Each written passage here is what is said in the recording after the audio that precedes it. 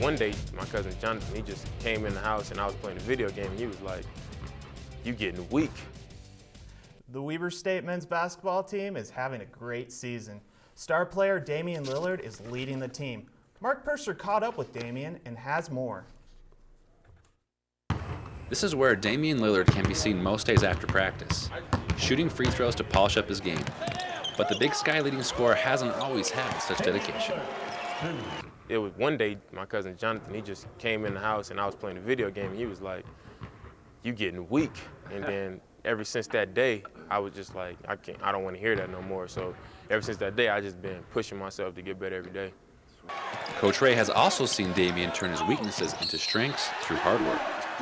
And the thing about Damian is when you tell him to work on something, he needs to work on it. He works on it. He wants to improve his weaknesses, and that's what makes him a pretty darn good player.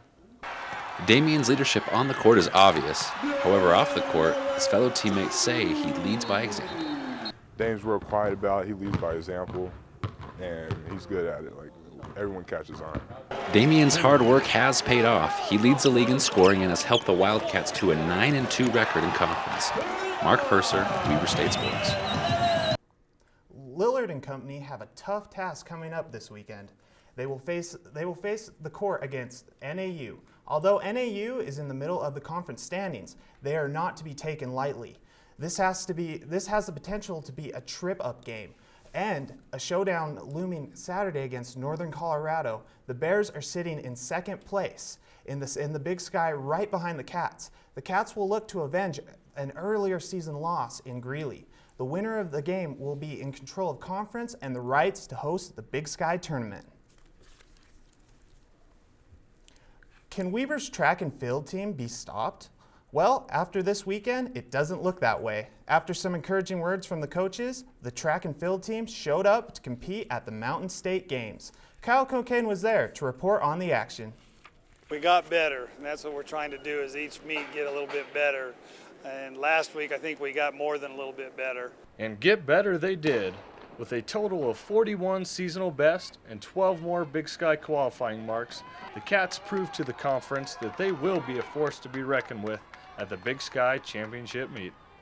It was one of the best team performances for the season, but if your name was Allie Dean, well, it was a phenomenal meet. Generally, indoor track times are slower than that of outdoor track times.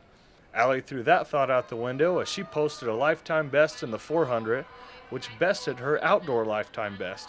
And just for kicks, Allie ran the 200 only 20 minutes after she ran the 4 to set another lifetime best in the 200.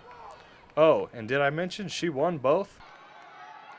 The Mountain State Games really were a success for the team, but for some athletes, this weekend was not perfect.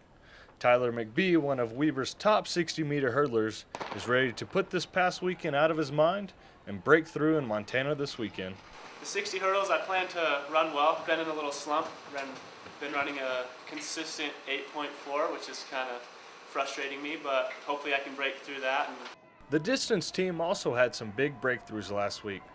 The distance team qualified 3 more athletes for the Big Sky Conference meet. Jace Nye and Steve Shepard posted lifetime best in the 3,000 meters.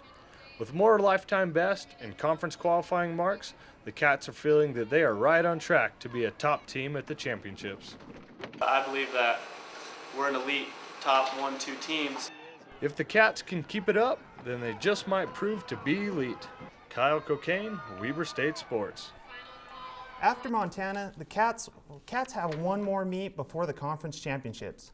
Next Saturday, you can see the Cats in action at their first indoor home meet of the season.